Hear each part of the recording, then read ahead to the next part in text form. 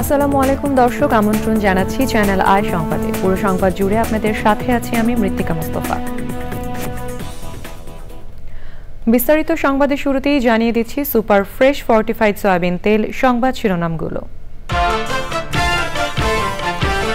রাজধানীতে কলেজ শিক্ষার্থীদের মধ্যে সংঘর্ষ, হামলা, ভাঙচুরের ঘটনায় ৩৯ শিক্ষার্থী সহ আহত ৬৪, ৬ প্লাটুন বিজিবি মোতায়েন।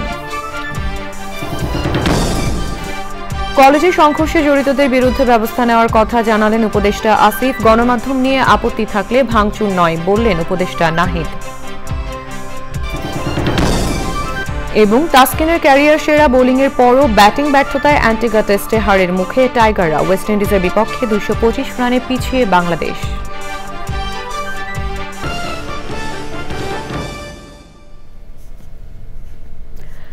দর্শক, সংবাদ শিরোনামগুলো জানাচ্ছিলাম। এখনকার সংবাদ আয়োজন একই সঙ্গে চ্যানেল আয়ের ইউটিউব চ্যানেলে এবং চ্যানেল আয়ের ওটিটি প্ল্যাটফর্ম আই স্ক্রিনে লাইভ স্ট্রিম হচ্ছে। যাচ্ছে বিস্তারিত সংবাদে।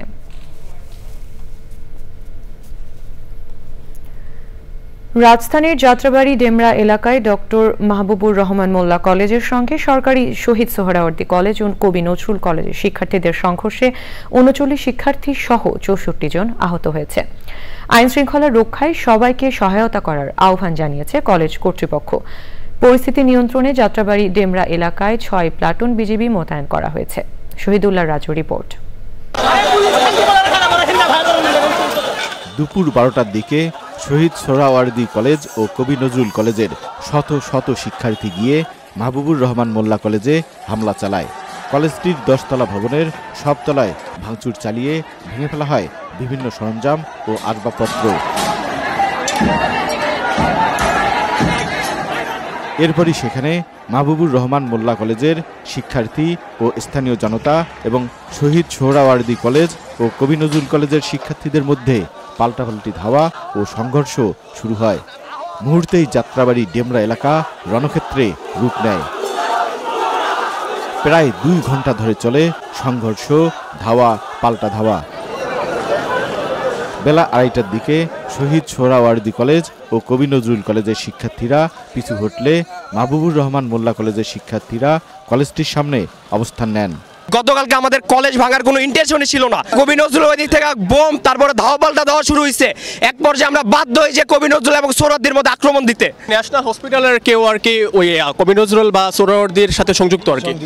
এর আগে সকাল 10:30টার দিকে পুরান ঢাকার বাহাদুর শাহ পার্কের সামনে শহীদ সোহরাওয়ার্দী কলেজ ও কবি নজরুল কলেজের শিক্ষার্থীরা জড়ো হয়। পরে তারা ডেমরায় মাহবুবুর রহমান মোল্লা কলেজের সামনে যায়। শুরু হয় সংঘর্ষ। ওখানে তো আটকা আছে, ওরা তো এক একজনকে মনে হয় মাথা ফেটে একজন রক্ত করে দিচ্ছে। এমনকি মারাও যাচ্ছে নাকি, এমন অবস্থা হয়ে দেখেছে। আমার ফ্রেন্ডদেরকে মারছে, এই জন্য আমি আসছিলাম।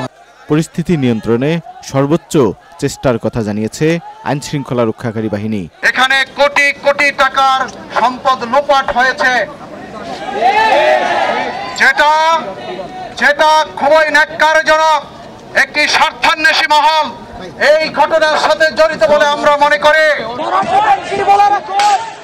রোববার ভুল চিকিৎসায় অভিজিৎ হাওলাদার নামের এক শিক্ষার্থীর মৃত্যুর অভিযোগের জের ধরে পুরান ঢাকার ন্যাশনাল মেডিকেল কলেজ ও শহীদ সোহরাওয়ার্দী কলেজে ব্যাপক ভাঙচুর চালায় মাহবুবুর রহমান মোল্লা কলেজ সহ ২০টির বেশি কলেজের শিক্ষার্থীরা। Shahidullah Raju, channel I, Dhaka. আগে সকাল থেকে ক্রেতা বিক্রেতাদের হাঁকডাকে মুখর থাকত চাঁদপুর মৎস্য অবতরণ কেন্দ্র। তবে মৌসুম শেষে মাছের যোগান কম থাকায় নেই ক্রেতা বিক্রেতার উচ্ছ্বাস। চাঁদপুর মৎস্য অবতরণ কেন্দ্র থেকে বিস্তারিত জানাচ্ছেন মোর্শেদ আলম। সরাসরি যাচ্ছি তার কাছে। মোর্শেদ, ইলিশের যোগান নিয়ে সর্বশেষ কি খবর রয়েছে আপনার কাছে? মৌসুমের শেষের দিকে চাঁদপুরের পদ্মা মেঘনা নদীতে কাঙ্ক্ষিত ইলিশ পাচ্ছে না জেলেরা, ফলে এর প্রভাব পড়েছে চাঁদপুর ঘাটেও। গত সপ্তাহের তুলনায় কেজিতে ইলিশের দাম বেড়েছে ৭০০ থেকে ৮০০ টাকা। আজ চাঁদপুর ঘাটে ১ কেজি ইলিশ বিক্রি হচ্ছে ২৮০০ থেকে ২৯০০ টাকা। ৭০০ থেকে ৯০০ গ্রাম ইলিশের দাম বিক্রি হচ্ছে ২০০০ থেকে ২২০০ টাকা। তারপরে ৫০০ থেকে ৬০০ গ্রাম ইলিশ বিক্রি হচ্ছে ১৬০০ থেকে ১৭০০ টাকা। দেশের বিভিন্ন প্রান্ত থেকে ইলিশ কিনতে আসা ক্রেতা আমাকে জানিয়েছেন ইলিশের মৌসুমের শেষের দিকে ইলিশের দাম ক্রেতাদের নাগাল বাইরে, দাম আকাশ ছোঁয়া। অপরদিকে ব্যবসায়ীরা বলছে আজকে চাঁদপুর ঘাটে যেখানে 500 থেকে 600 মন ইলিশ আসার কথা সেখানে 15 থেকে 20 মন ইলিশ আসছে। তাই ইলিশের সরবরাহ কম থাকায় ইলিশের দাম আকাশ ছোঁয়া। ইলিশ গবেষক ও মৎস্য বিজ্ঞানী আনিসুর রহমান আমাকে জানিয়েছেন ইলিশের প্রাপ্যতা অমাবস্যা, পূর্ণিমা, জোয়ার ভাটা ও বৃষ্টির উপর নির্ভরশীল। 22 দিন নিষেধাজ্ঞার সময় সাগর থেকে ইলিশ চাঁদপুরে পদ্মা মেঘনা এসেছে এবং ডিম ছেড়ে তারা আবার সাগর চলে গেছে। এই 22 দিন নিষেধাজ্ঞার মধ্যে চাঁদপুরে পদ্মা মেঘনায় জীববৈচিত্র্য বৃদ্ধি পেয়েছে এবং তখন চাঁদপুরের লোকাল যে মাছ পাঙ্গাস, রুই, কাতল, মৃগেল এগুলোর উৎপাদন বৃদ্ধি পেয়েছে। তাই চাঁদপুরের জেলেদের জালে এখন পাঙ্গাস, রুই, কাতল, মৃগেল, ইলিশ প্রভৃতি মাছ ধরা পড়ছে। এ ছিল আমার কাছে শেষ। মৃত্তিকা, ধন্যবাদ মোর্শেদ আপনাকে। মাহবুবুর রহমান মোল্লা ও সোহরাওয়ার্দী কলেজের মধ্যে সংঘর্ষের ঘটনায় জড়িতদের বিরুদ্ধে আইনি ব্যবস্থা নেওয়া হবে বলে জানিয়েছেন উপদেষ্টা আসিফ মাহমুদ সজীব ভুইয়া। প্রধান উপদেষ্টার প্রেস উইংয়ের সংবাদ সম্মেলনে উপদেষ্টা নাহিদ ইসলাম বলেছেন, কোনো গণমাধ্যম প্রতিষ্ঠান নিয়ে আপত্তি থাকলে সেখানে শান্তিপূর্ণ প্রতিবাদ হতে পারে, কোনো হামলা ভাঙচুর নয়। চকর মালিথার রিপোর্ট। প্রধান উপদেষ্টার প্রেস উইংয়ের সোমবারের সন্ধ্যার সংবাদ সম্মেলনে উপস্থিত ছিলেন অন্তর্বর্তী সরকারের 2 উপদেষ্টা। তথ্য উপদেষ্টা নাহিদ ইসলাম গণমাধ্যমের উপর হামলা নিয়ে বক্তব্য দেন। প্রথম আলো নিয়ে একটা উত্তেজনা আমরা দেখতে পাচ্ছি। রাজশাহীতে তাদের অফিসে ভাঙচুর হয়েছে এবং চিটাগাং, ব্রাহ্মণবাড়িয়া সহ বিভিন্ন জায়গায় বিক্ষোভ হয়েছে। তো আমাদের বক্তব্যটি হচ্ছে যে কোনো গণমাধ্যম বা পত্রিকার বিরুদ্ধে যদি জনগণের কোনো অংশের অভিযোগ থাকে, ক্ষুব্ধতা থাকে, তারা সেটি প্রকাশ করতে পারে, তবে সেটি অবশ্যই শান্তিপূর্ণভাবে হতে হবে। কোনো পত্রিকা অফিসে ভাঙচুর করা, সেটা পত্রিকা বন্ধের জন্য চাপ প্রয়োগ করা, সেটা আমরা সমর্থন করি না এবং এটা আমরা এই ধরনের ঘটনা পরবর্তীতে ঘটলে এটা টলারেট করা হবে না। ভাঙচুরের ঘটনায় যারা জড়িত তাদের বিরুদ্ধে অবশ্যই আইনগত ব্যবস্থা নেওয়া হবে। রাজধানীতে কলেজ শিক্ষার্থীদের মধ্যে পাল্টাপাল্টি সংঘর্ষ নিয়ে কথা বলেন উপদেষ্টা আসিফ মাহমুদ সজীব ভুইয়া। এই ঘটনাগুলোর মধ্যে কারা কারা জড়িত, ভাঙচুর সহ হতাহতের বিষয়গুলোতে অবশ্যই আইনগতভাবে ব্যবস্থা নেওয়ার প্রক্রিয়া চলমান আছে।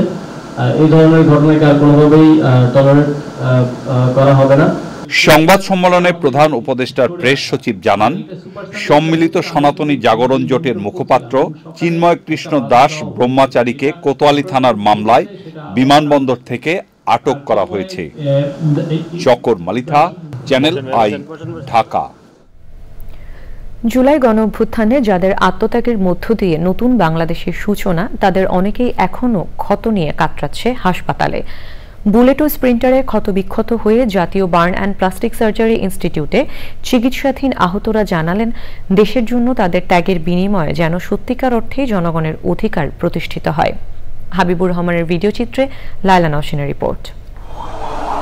ছাত্র জনতার গণঅভ্যুত্থান চলার সময় 18 জুলাই গুলিবিদ্ধ হন সিএনজি চালক মোবারক হোসেন। 4 মাস ধরে তিনি চিকিৎসা নিচ্ছেন জাতীয় বার্ন অ্যান্ড প্লাস্টিক সার্জারি ইনস্টিটিউটে। স্প্রিন্টারে ক্ষতবিক্ষত বা হাত কবে পুরোপুরি সুস্থ হবে জানা নেই তার। আন্দোলনের ভিতরে আবুল হোটেলের পাশেই ছিলাম, ওই দিক দিয়ে তখন পুলিশে দাওয়া দিলে আমরা একটা গলিতে ঢুকে গেছিলাম গা। পরে গলিতে যখন বের হই আপনার তখন পুলিশ লুকায় ছিল ওয়ালের সাইডে, তখন গলিতে বাইরনের সাথে সাথে পুলিশের মুখোমুখি হয়ে গেছিলাম। হাত এইভাবে জাগাইছিলাম যে স্যার গুলি করেন না, তারপরও সে গুলি করে দিছে। ঢাকা কটন মিল হাই স্কুলের 10ম শ্রেণীর ছাত্র মোহাম্মদ আবির 5ই আগস্ট বিকেলে রাজধানীর পোস্তগোলায় বিজয় মিছিলে অংশ নিতে গিয়ে অ্যাসিড দগ্ধ হন তিনি। ঝলসানো মুখমণ্ডল আর অচল এক হাত নিয়ে অনিশ্চয়তায় এই কিশোর। শুট করতেছিলাম আন্দোলনের ব্রিজ উপরে, তখন আমার ভিডিও করতে করতে নিচে দেখি পানি, অ্যাসিড ছিল জানতাম না।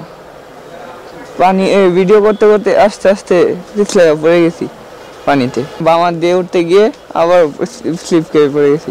সুস্থ হবে বলছি ইনশাআল্লাহ, কিন্তু অনেক লেট হবে। কিন্তু ওর ডক্টররা ওর ফেসটা নিয়ে হাতটা খুব চিন্তিত, আগের মতো হবে কি। জুলাই গণ অভ্যুত্থানে আহত ৬৬ জন এ পর্যন্ত জাতীয় বার্ন অ্যান্ড প্লাস্টিক সার্জারি ইনস্টিটিউটে চিকিৎসা নিয়েছেন বলে জানিয়েছেন দায়িত্বরত চিকিৎসক। এই মুহূর্তে আমাদের আছে ৫ জন এবং সবচেয়ে খুশির খবর হলো প্রত্যেকের কমপ্লিট চিকিৎসা আমরা করে দিয়েছি, মানে তাদের আর কোনো রেসিডুয়াল নাই, কোনো কিছু না। তাদের তো rehabilitation that's a different issue.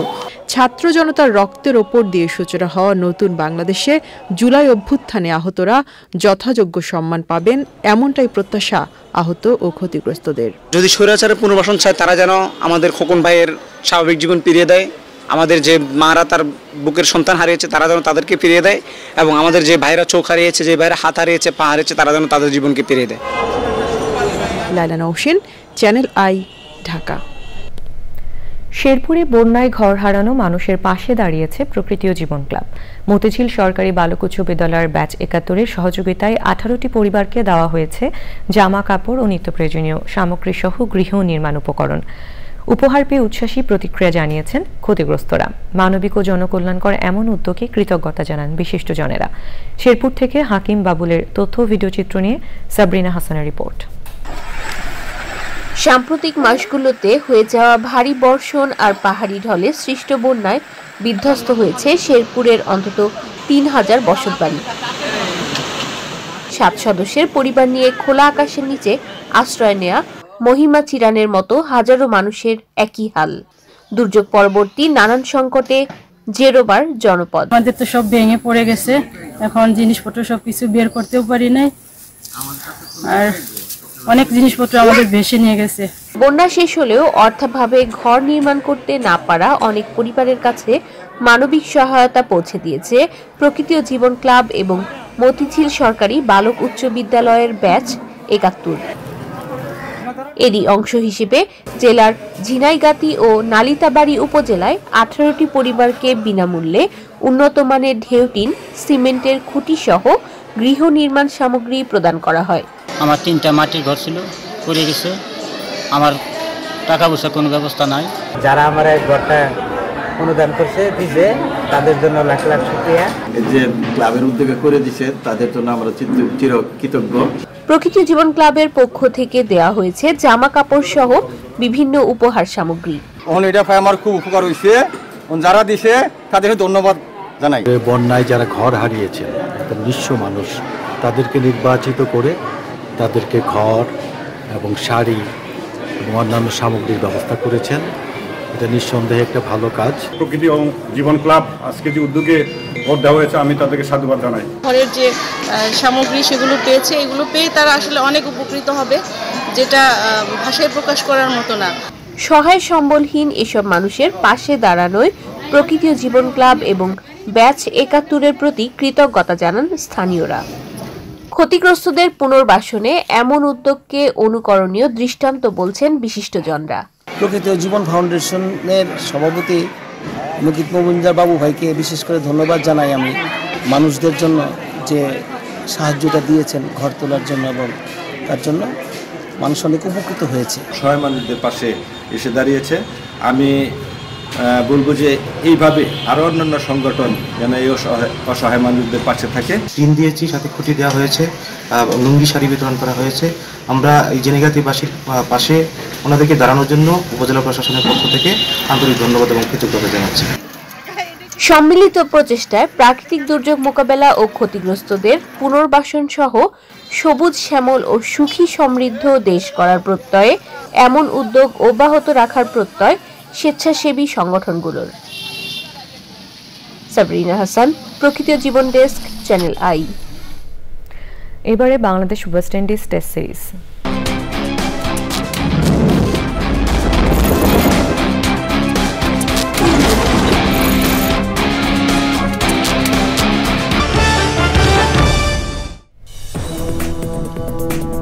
দর্শক, ফিরে এলাম বিরতির পর। বাংলাদেশ সম্মিলিত সনাতনী জাগরণ জোটের মুখপাত্র ও পুণ্ডরিক ধামের অধ্যক্ষ চিন্ময় কৃষ্ণ দাস ব্রহ্মচারীকে গ্রেপ্তারের প্রতিবাদে বিক্ষোভ করেছেন সনাতন ধর্মাবলম্বীরা। হযরত শাহজালাল আন্তর্জাতিক বিমানবন্দর থেকে চিন্ময় কৃষ্ণ দাসকে ডিবি পুলিশ নিয়ে যাওয়ার খবর শুনে সনাতন ধর্মাবলম্বীরা প্রথমে শাহবাগ মোড়ে অবস্থান নিলে আশেপাশের সড়কে যান চলাচল বন্ধ হয়ে যায়।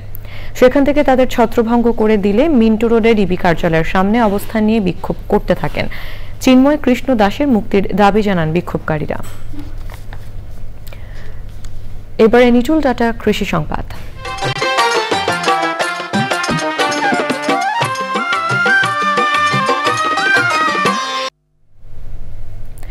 চাঁপাইনবাবগঞ্জের ভোলাহাট উপজেলায় আম বাগান এবং সাধারণ ফসলি জমিতে মিষ্টি কুমড়ার চাষ হচ্ছে। মাত্র 90 দিনের মধ্যে ফলন পাওয়ায় কুমড়া চাষ করে লাভবান হচ্ছেন কৃষক। এর পাশাপাশি তুঁত চাষের জমিতেও আবাদ হচ্ছে মিষ্টি কুমড়া।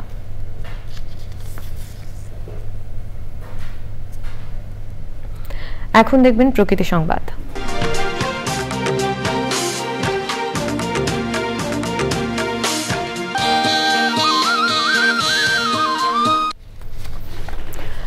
নানান উদ্যোগ আশ্বাসেও প্রবাহ না ফেরা শরীয়তপুর শহরের ফুসফুস খ্যাত পালং খাল রক্ষায় এবার উদ্যোগী প্রশাসন। বিপন্ন বাস্তুতন্ত্র পুনরুদ্ধারে খনন ও পরিচ্ছন্নতার উদ্যোগকে স্বাগত জানিয়ে কার্যকর ব্যবস্থাপনায় জোর দিয়েছে সচেতন মহল।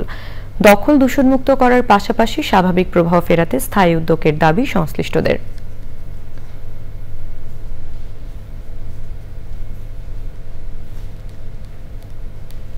এবারে খেলার খবর।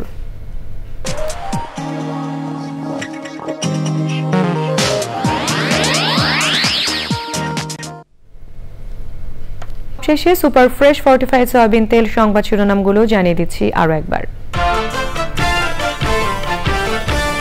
রাজধানীতে কলেজ শিক্ষার্থীদের মধ্যে সংঘর্ষ, হামলা, ভাঙচুরের ঘটনায় ৩৯ শিক্ষার্থী সহ আহত ৬৪, ৬ প্লাটুন বিজিবি মোতায়েন। কলেজে সংঘর্ষ জড়িতদের বিরুদ্ধে ব্যবস্থা নেওয়ার কথা জানালেন উপদেষ্টা আসিফ। গণমাধ্যম নিয়ে আপত্তি থাকলে ভাঙচুর নয় বললেন উপদেষ্টা নাহিদ। এবং তাসকিনের ক্যারিয়ার সেরা বোলিংয়ের পরও ব্যাটিং ব্যর্থতায় অ্যান্টিগা টেস্টে হারের মুখে টাইগাররা। ওয়েস্ট ইন্ডিজের বিপক্ষে ২২৫ রানে পিছিয়ে বাংলাদেশ।